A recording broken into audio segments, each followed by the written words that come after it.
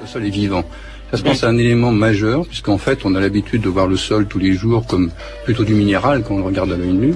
C'est un écosystème qui a une diversité de vivants à l'intérieur qui est énorme.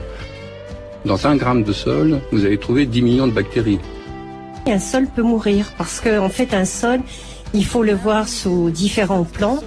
Et les pratiques culturales intensives font qu'un sol meurt. On peut parler de labour trop profond, d'utilisation d'énormément d'herbicides, de pesticides, de fongicides. Et en fait, le sol, bon, en essayant de faire assez simple, en fait, le sol a une dynamique, il est constitué d'une surface et d'un fond.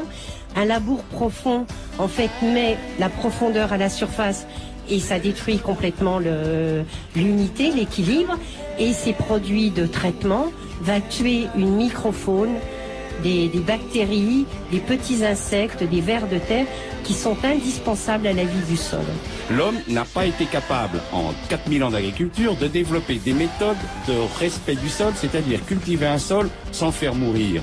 Et c'est ça le grand challenge de demain. Mais pour ça, il faudra qu'on fasse rentrer de la science dans l'agriculture. Il ne faut pas que l'agriculture reste une technique où on balance des engrais chimiques, on raconte que le sol est un milieu simple. C'est le milieu le plus complexe du monde.